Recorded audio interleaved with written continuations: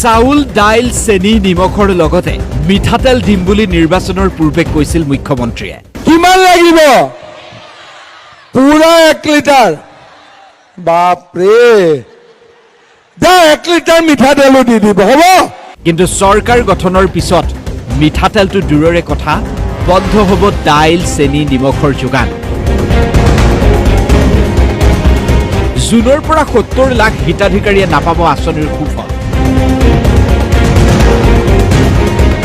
মধ্যপ্ৰাচ্যৰ যুদ্ধৰ প্ৰভাৱত বজাৰত এতিয়া জুই জ্বলিছে।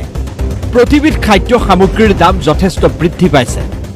চৰকাৰে 100 টকাত দিয়া দাইল চেনি নিমখ বন্ধ হ'লে কি খাব দৰিদ্ৰ জনতাই? আপুনিও যদি 100 টকা দাইল চেনি আৰু নিমখ ইমান দিনে খাই আছিল, তেতিয়াহ'লে অহা জুন মাহৰ পৰা অনিৰ্দিষ্ট কাললৈ আপুনি এইকেইবিধ সামগ্ৰী নাপাবও পাৰে। সেই অনুসৰি বৰ্ধিত দামতে দাইল চেনি আৰু নিমখ ক্ৰয় কৰিব লাগিব ৰাজ্যৰ 70 লাখ ৰেচন কাৰ্ডৰ হিতাধিকাৰী। কিন্তু কিয় বন্ধ হ'ব দাইল চেনি নিমখৰ যোগান? চৰকাৰে মিঠাতেল দিম বুলিও কৈছিল, কিন্তু এতিয়া যদি দাইল চেনি নিমখো বন্ধ হয়, তেন্তে এই মূল্য বৃদ্ধিৰ সময়ত দৰিদ্ৰ জনসাধাৰণ নিগমে নমৰিবনে?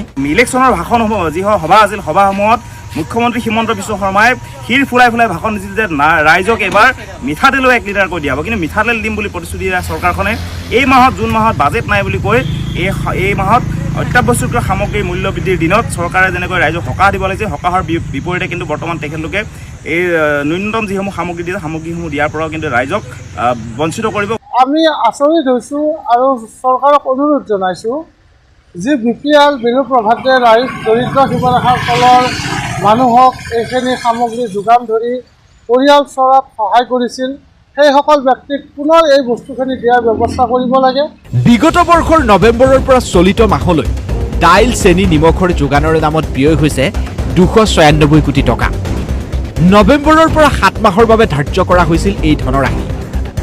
আগন্তুক সময়ত ৰেচন কাৰ্ডৰ হিতাধিকাৰীক দাইল চেনি নিমখ দিবলৈ এতিয়া চৰকাৰৰ নাই পৰ্যাপ্ত বাজেট।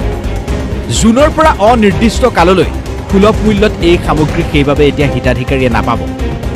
যদি জুলাইৰ প্ৰথম সপ্তাহত বাজেট অধিৱেশন হয়, তেতিয়াহে সকলো স্পষ্ট হ'ব।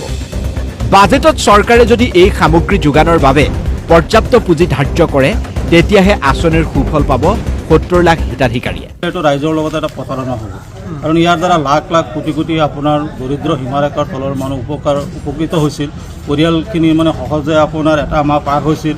গতিকে চৰকাৰৰ এই সিদ্ধান্তক আমি তীব্ৰ বিৰোধিতা কৰিছোঁ। চৰকাৰে এইটো কৈ কিনে আগতে ভোটৰ আগতে খুব দিছে, খুব কৈছে যে আমি চাউল দিম, চেনি দিম, মিঠাতেল দিম, নিমখ দিম, দালি দিম, এইবিলাক কৈছিল আগতে, ভোটৰ আগত কৈছিল। কিন্তু মানুহে পাব্লিকে ভাবছে যে এইখিনি পালে পাব্লিকৰ গৰীব মানুহৰ সহায় হ'ব অলপ, কিন্তু সেইখিনি নকৰি কিনে এতিয়া উল্টা মাৰি আছে।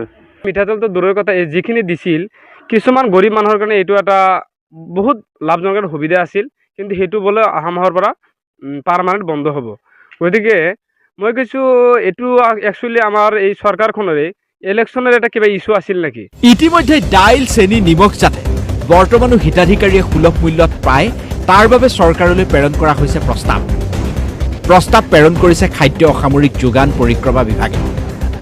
যদি আগন্তুক বাজেট অধিৱেশনত চৰকাৰে বাজেটত প্ৰয়োজনীয় ধন ধাৰ্য কৰে, তেন্তে নিৰ্বাচনী প্ৰতিশ্ৰুতি অনুসৰি ৰেচন কাৰ্ডৰ হিতাধিকাৰীসকলে সুলভ মূল্যত মিঠাতেল লাভ কৰিব পাৰে।